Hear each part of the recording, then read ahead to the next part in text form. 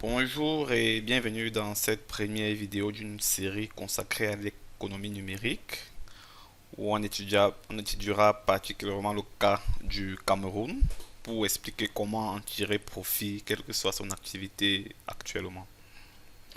L'objectif de ce projet est principalement de dévoiler par le biais d'une série de vidéos éducatives une boîte à outils méthodologique qui permettra à tout un chacun, y compris les PME, les startups et les entrepreneurs, à améliorer et à optimiser leur productivité et à accroître leurs revenus en se basant sur l'état actuel de l'économie numérique dans notre pays.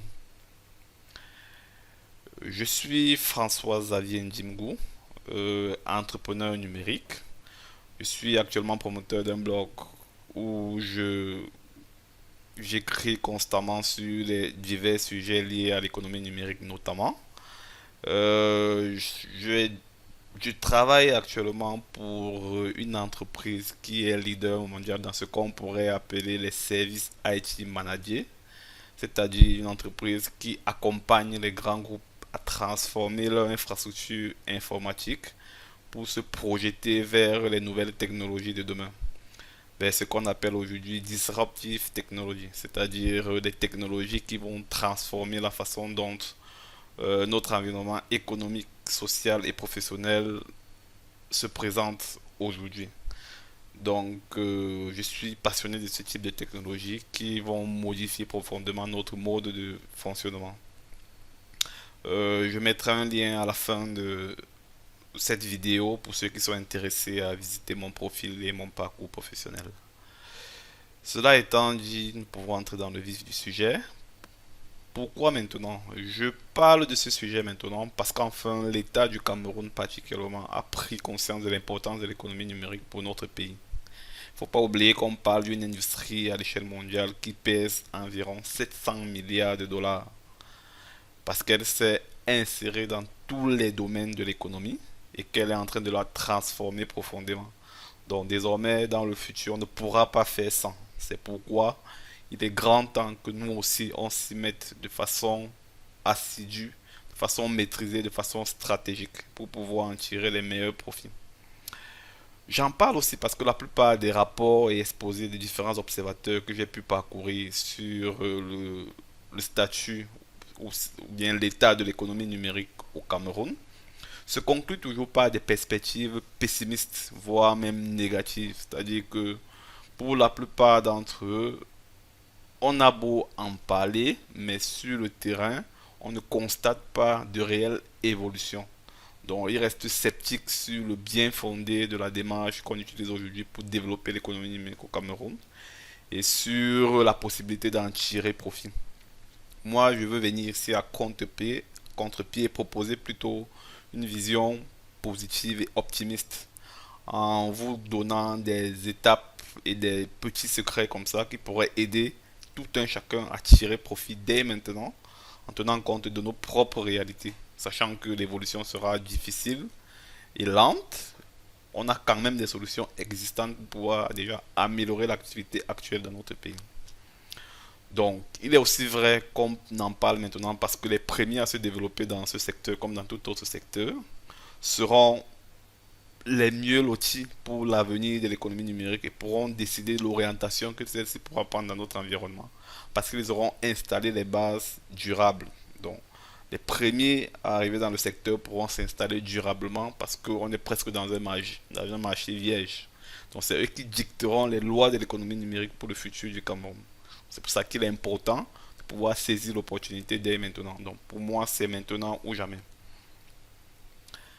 Ce que vous allez découvrir dans cette vidéo en particulier, peut-être dans la suite des autres vidéos, parce que celle-ci va s'attarder principalement sur la définition du concept d'économie numérique. On va parler de l'impact réel que cette économie peut avoir dans l'environnement camerounais, des enjeux et de l'état actuel de cette économie dans notre environnement, des manquements et des freins à son expansion qui sont relevés par les différents observateurs dont j'ai parlé tout à l'heure, les quelques solutions de contournement que je peux proposer pour pouvoir en tirer tous les bénéfices dès maintenant, et puis les outils et techniques à implémenter pour en arriver là. Donc, pour qui est-ce que ces vidéos peuvent être utiles? Si vous êtes un entrepreneur, un promoteur de PME, un promoteur d'une activité économique quelconque d'ailleurs, juste un utilisateur régulier d'Internet, un étudiant ou un chercheur d'emploi, cette série de vidéos peut s'adresser aussi à vous parce que j'essaierai dans les prochaines de prendre des cas pratiques et de vous montrer étape par étape comment chacun peut attirer le meilleur des meilleurs bénéfices, quoi. Comment chacun peut l'implémenter dans son activité pour l'améliorer au quotidien. Donc ça peut s'appliquer à presque tous ceux qui ont un contact de près ou de loin avec l'outil informatique et le numérique en général. Venons-en donc à la définition de l'économie numérique. Le terme économie numérique renvoie souvent d'une manière réductrice à ce que l'on pourrait appeler le commerce électronique, c'est-à-dire la partie la plus visible et la plus connue, qui est la vente des objets et des articles en ligne, laissant de côté toute autre composante telle que les services, l'infrastructure elle-même, la technologie sous-jacente, qui est le cœur même de cette économie-là. Cette notion donc est l'assemblage de deux thèmes plurivoques, donc l'économie, qui renvoie à une activité humaine consistant en la production, en la distribution, en l'échange et en la consommation des biens et services. Ça, c'est la définition générique de l'économie autant pour moi, que l'on peut retrouver dans la plupart des références. Le numérique ici peut renvoyer aux télécommunications, à la technologie, à l'audiovisuel, au logiciel, au réseau informatique, aux services informatiques, aux services et contenus en ligne. C'est le numérique, si vous voulez, pris sous sa forme déjà transformée, parce que si on entre dans la définition réellement technique du numérique, ça peut être toute autre chose. Donc considérons celle-ci pour le cas de notre définition. On peut donc dire, considérant la définition de ces deux mots pris séparément, que l'expression économie numérique renvoie à l'ensemble des activités économiques menées par le biais des outils technologiques numériques, à savoir l'Internet, le téléphone mobile ou tout autre outil servant à recueillir, à stocker, à analyser et à partager l'information sous sa forme numérique, permettant donc de créer de la richesse et donc de créer de la valeur. Donc on peut dire l'économie numérique est définie comme l'ensemble des activités économiques menées par le biais des outils technologiques permettant de créer de la richesse et créer de la valeur, notamment à travers la production, la distribution, l'échange et la consommation des biens et services numériques. Voilà la définition que j'ai trouvée la plus juste, si vous voulez, la plus proche de l'expression économie numérique qui me semble la plus refléter le plus la réalité de cette économie-là. N'oublions pas qu'il s'agit ici d'une industrie en soi qui transforme de façon profonde tous les secteurs de l'économie actuelle pour créer de nouveaux types de services, de nouvelles façons de consommer ces services. C'est pourquoi on parle des biens et services, parce que ça crée de nouvelles façons de consommer les services eux-mêmes et les nouveaux types de services au-dessus d'une infrastructure déjà optimisée elle-même par le biais des nouvelles technologies. Donc c'est très important à comprendre parce que ça crée effectivement de la valeur et de la richesse dans l'économie actuelle. Ça s'applique à différents secteurs, effectivement, tels que le secteur professionnel, le secteur de la technologie elle-même dans les TIC, le secteur des particuliers avec les services personnels, les médias sociaux, les loisirs, le secteur des usagers avec les services de banque en ligne, la santé en ligne, l'éducation et autres. Les enjeux et les impacts escomptés de l'économie numérique au Cameroun sont énormes. Parce que, je le disais tantôt, ça peut permettre de transformer la façon dont nous vivons désormais. On peut parler de développement d'une nouvelle société de numérique au Cameroun dans ce contexte-là, parce que cette économie permettra d'exploiter de nouvelles ressources économiques, de développer de nouveaux types d'emplois, de moderniser l'action publique et d'améliorer la gouvernance, en aidant donc à accélérer la croissance économique et à renforcer le leadership au Cameroun. Nous entrerons dans les détails certainement plus tard. Qu'est-ce que le numérique apporte donc concrètement aux Camerounais? Pour les PME, on peut dire c'est de pouvoir accéder à de nouveaux marchés en se faisant mieux connaître et en développant ce qu'on appelle le e-commerce. Le e-commerce ici étant une forme de vitrine en ligne où l'on peut exposer les différents objets et articles que l'on vend traditionnellement dans nos boutiques du quartier ou des marchés locaux pour que ceux-ci soient visibles à l'international, si bien que quel que soit l'endroit où on se trouve dans le monde, chacun peut voir les articles que l'on a fabriqués dans notre petite cuisine, dans notre petit atelier à la maison, et l'acheter à partir de l'endroit où il est. C'est ça la force de l'économie numérique, c'est ça sa place, c'est ça le e-commerce comme facette de cette économie. On a d'ailleurs des bons exemples de e-commerce déjà au Cameroun, tels que Kirawa, tels que Paleba, tels que il y a plusieurs autres hein, que j'oublie comme ça, qui sont déjà bien implantés et qui permettent d'effectuer effectivement la vente en ligne dans le cadre du Cameroun actuellement. La limitation ici étant que le e-banking n'étant pas développé, ils n'ont pas la possibilité de réellement d'effectivement vendre à l'extérieur. Pour les étudiants, c'est de pouvoir accéder à des cours, du contenu pédagogique, des communautés d'échange et de connaissances. Le savoir est désormais devenu ce qu'on dit, comme on dit, démocratisé à partir de l'utilisation de l'économie numérique. Parce que désormais, en restant dans nos villes au Cameroun, juste avec une connexion Internet, on peut avoir accès à des contenus dispensés dans les plus grandes universités du monde. On a d'ailleurs vu ces derniers temps proliférer ce qu'on appelle les universités virtuelles, qui viennent ici mettre à disposition des contenus dispensés à travers le monde entier, à tout un chacun où qu'il se trouve aujourd'hui. On a ces universités implantées ayant des représentations désormais au Cameroun y compris qui permettent de mettre à disposition ces différents contenus. Avec l'économie numérique, on a des plateformes d'échange incommensurables sur Internet qui peuvent permettre à chacun, même de façon autonome, d'améliorer ses compétences à travers des différents contenus didactiques et éducatifs. Pour les familles, c'est de disposer d'un accès aux réseaux sociaux pour partager des images, des messages avec ceux qui sont loin ou même tout près. Avec l'avènement de WhatsApp, de Viber, de Skype, désormais la distance n'est plus un facteur limitant pour pouvoir rester en contact avec ses proches. Voilà aussi l'apport social de ce qu'on peut appeler l'économie numérique. N'oubliez pas que derrière, les gens achètent des crédits de communication dans ces plateformes-là pour pouvoir effectuer des appels, si vous voulez, hors système. C'est-à-dire que ça permet des plateformes gratuites en même temps, mais payantes avec des services de publicité à côté. Bon, c'est des tactiques qu'on verra plus tard, mais il y a toujours une façon de gagner de l'argent, même si le service semble gratuit pour l'utilisateur final.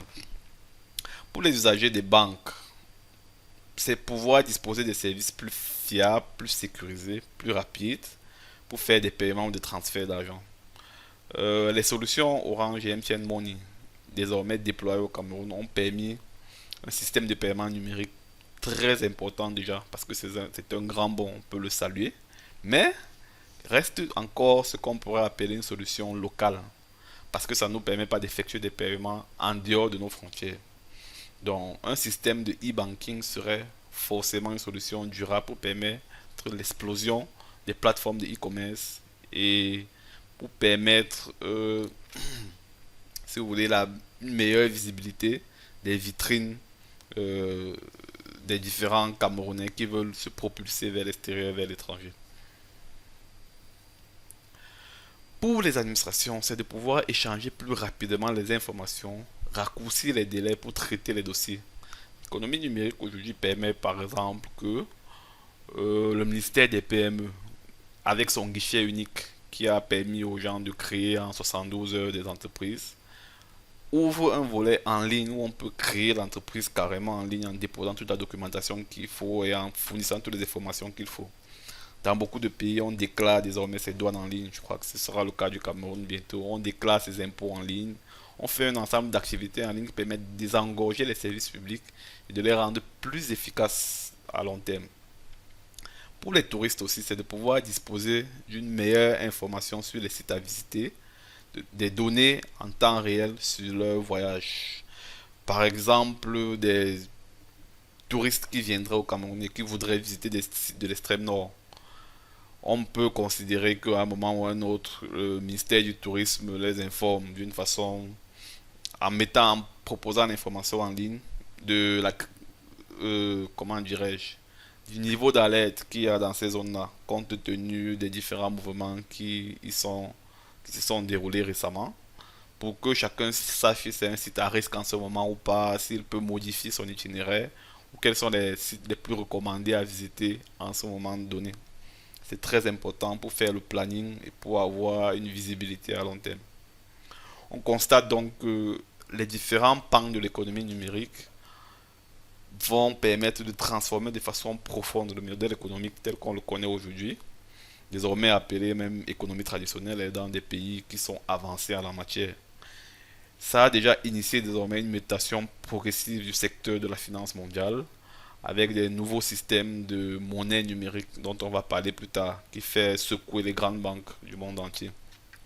L'économie numérique est effectivement un événement à partir duquel on peut se projeter vers l'avenir. C'est un levier important de nos économies aujourd'hui. Internet a effectivement tout changé et on peut être sûr que rien ne sera plus comme avant. Ça, c'est une certitude. On a des cas légion hein, qu'on peut citer. On a Facebook, Google, Apple et je sais pas, Amazon qui sont devenus les premières entreprises les plus riches du monde. Des entreprises numériques au-dessus de toutes les industries que vous pouvez imaginer en aéronautique, en transport, en tout le reste. C'est eux désormais les entreprises les plus riches du monde. On a Uber qui est venu transformer la façon dont le transport se fait aujourd'hui. On a Blablacar qui est un système de covoiturage qui transforme tout. Effectivement, tout ce qu'on connaît comme services traditionnels sont modifiés aujourd'hui par le biais de l'économie numérique.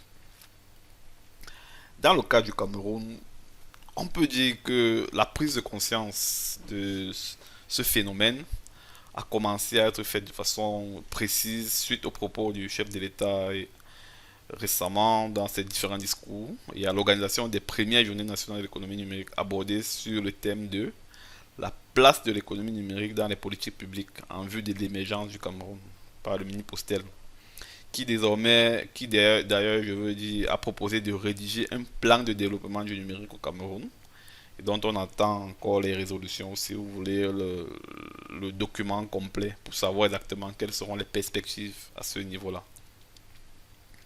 Ces journées se sont déroulées effectivement le 3 et 4 mars de l'année dernière au palais de congrès de Yaoundé.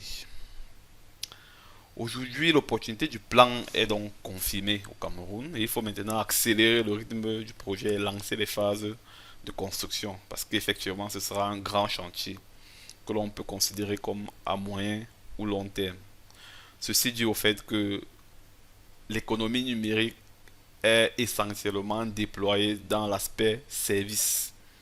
Et pour que le service soit possible et accessible, il faut que l'infrastructure soit complètement, ou sinon installée à un niveau, à un pourcentage très avancé.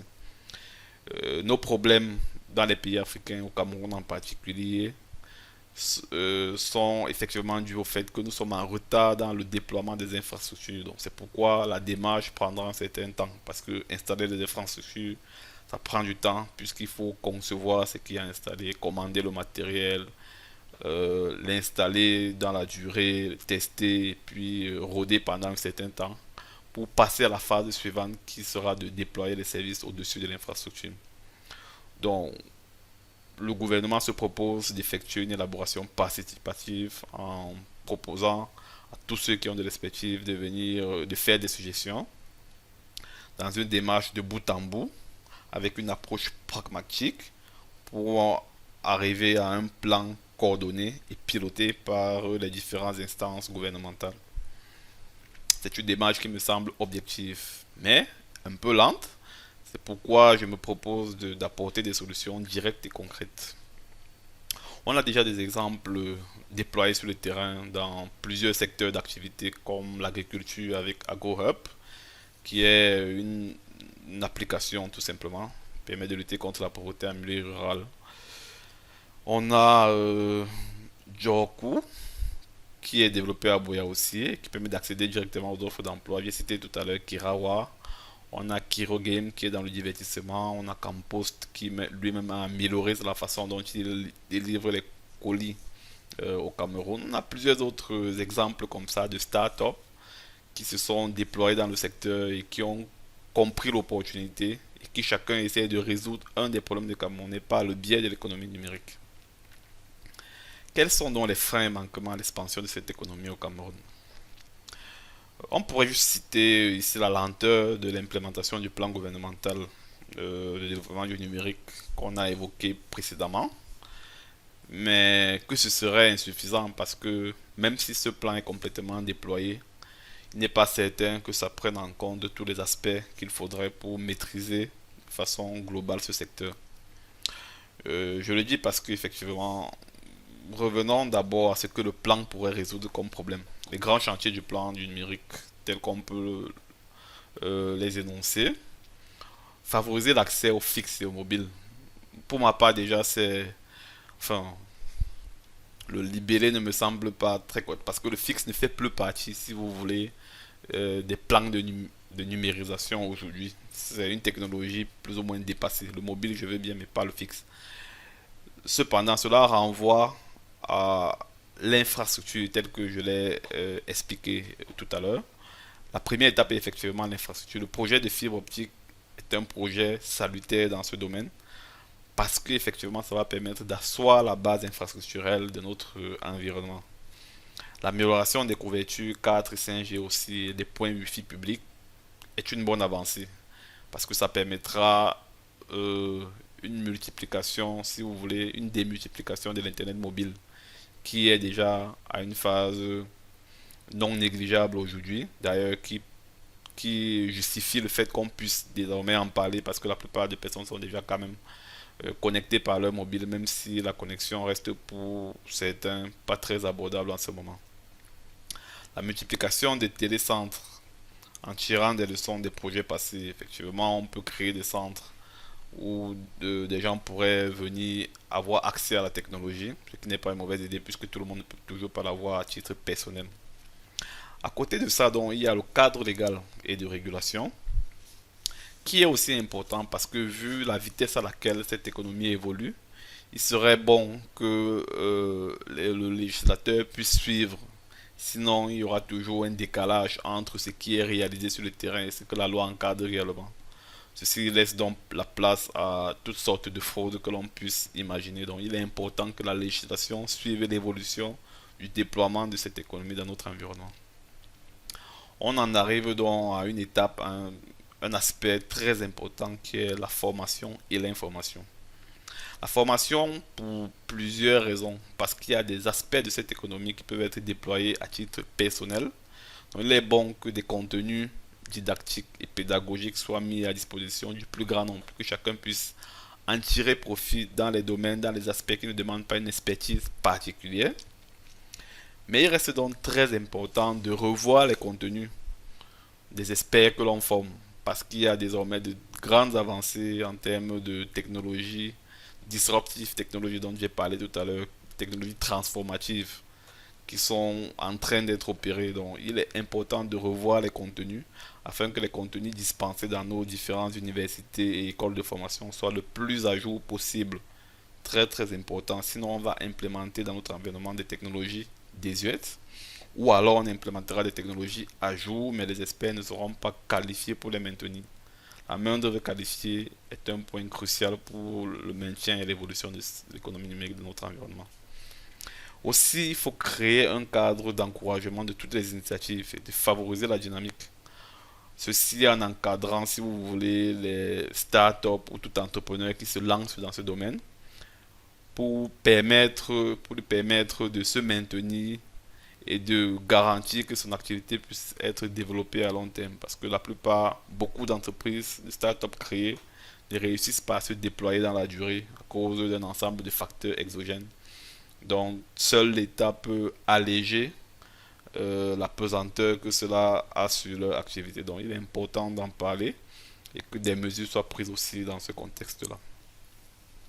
On peut, au-delà de ces aspects-là, signaler le manque de moyens de paiement en ligne, qui est un frein concret au déploiement de l'aspect e-commerce dont on a parlé tout à l'heure. J'ai tantôt dit que les solutions Orange et MTN Money étant tout à fait louables, ne permettent pas de sortir du cadre de nos frontières pour effectuer le paiement. Donc, on a quand même besoin pour pouvoir se déployer à l'échelle internationale d'une plateforme de paiement en ligne évoluée. Les banques ne voulant pas encore se lancer avec le e-banking dans ce secteur, je vais vous proposer l'une des solutions qui, je trouve, permettra de contourner ce manquement-là et de faire un grand bond vers l'avant parce que ça, c'est l'un des grands freins au déploiement de cette économie. On peut aussi citer des problèmes que l'on pourrait rencontrer tels que le développement de la cybercriminalité qui n'a d'ailleurs pas attendu un grand déploiement pour se manifester parce qu'elle existe déjà sous beaucoup de formes, notamment celle qu'on peut appeler social engineering où vous êtes tout bêtement dupé en ligne pour pouvoir envoyer votre argent des personnes frauduleuses. On a parlé tantôt de l'infrastructure de télécommunication insuffisante qui mériterait d'être rapidement rattrapée. Beaucoup parlent de leur peur de destruction d'emplois dans plusieurs secteurs, ce qui me semble une, une fausse menace puisque les emplois ne sont pas détruits mais sont transformés. Désormais, on travaille différemment. C'est tout.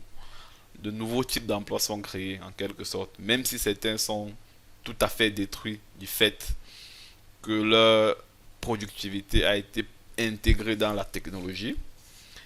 Il y a quand même que de nouvelles formes d'emploi sont créées par la même occasion. Donc, ceci s'équilibre d'ailleurs et se surpasse parce que l'économie numérique en crée plus qu'elle ne supprime. Ça, c'est une certitude. Des études ont été menées là-dessus. On a parlé du manque de régulation adaptée qu'il faudrait rattraper rapidement aussi. Une politique de formation globale et cohérente, j'en ai parlé.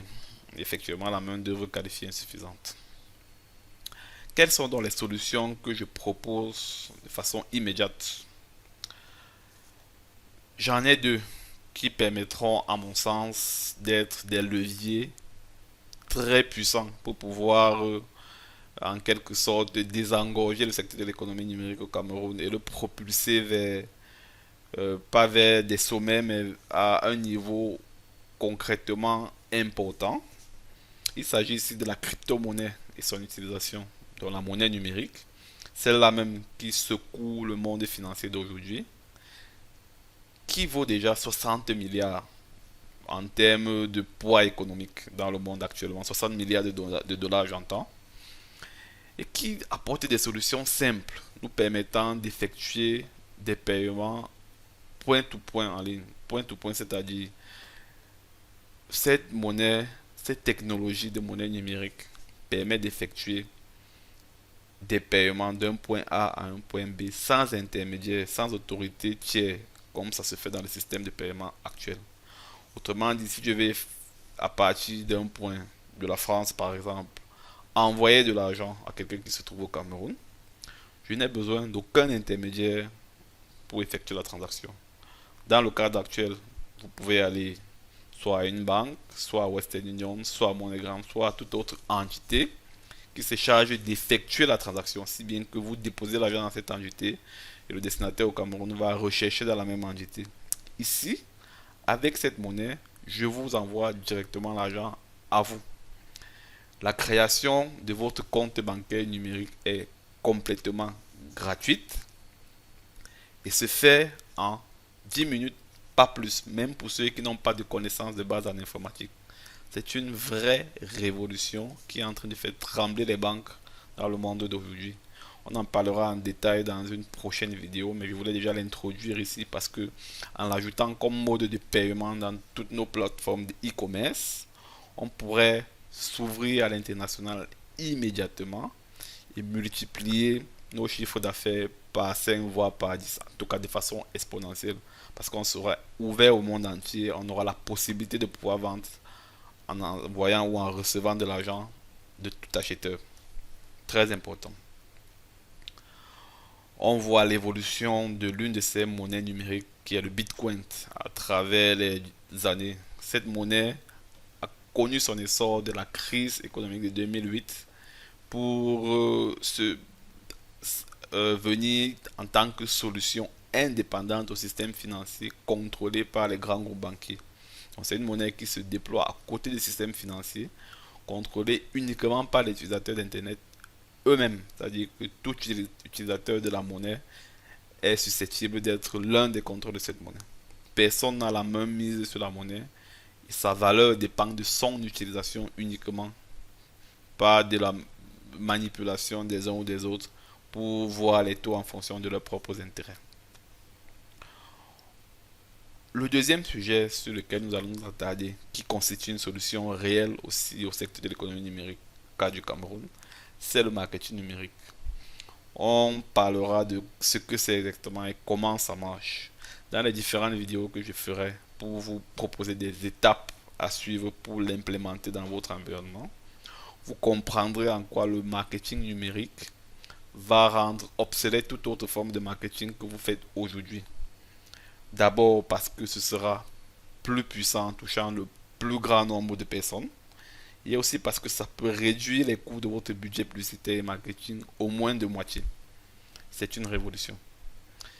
Et comprenez bien, ça s'applique à tous les secteurs d'activité. Même le vendeur d'œufs dans sa ferme, en appliquant ces formules de marketing numérique, peut accroître sa visibilité et ainsi élever son chiffre d'affaires d'une façon qu'il n'imaginait même pas.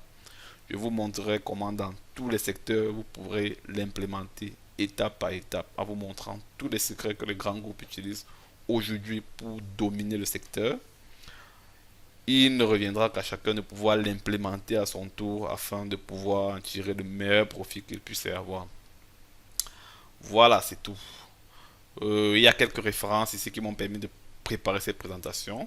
À la fin de la vidéo, j'ajouterai des liens qui vous permettront d'avoir la présentation au complet et toute autre forme de document que je jugerai utile ou toute autre forme de lien utile que je jugerai pour le cadre de ce sujet. J'attends vos questions et commentaires à la fin de cette vidéo si vous en avez. Ça nous permettra de continuer la discussion en attendant la prochaine vidéo. Je pourrais même, si besoin est, en fonction de vos demandes, faire une vidéo spécifiquement pour le sujet que vous aurez choisi ou qui sera le plus discuté. Voilà, sur ce, je vous remercie d'avoir pris votre temps pour suivre cette vidéo et j'espère vous voir dans la prochaine où on parlera d'autres sujets tels que je l'ai dit précédemment. Merci beaucoup et bonne journée à vous.